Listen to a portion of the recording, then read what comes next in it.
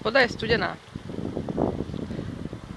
Práve teraz tu pláva zopár tuniakov, ktorí idú týmto smerom, aby sa tam mohli prieždiť. A keď vidím, ako rýchlo ide táto rieka, tak sa mi chce do nej vojsť a cítiť tú silu prírody. Ale naozaj, mám tam vojsť? Nemám? Asi budem mať nohy celé mokré.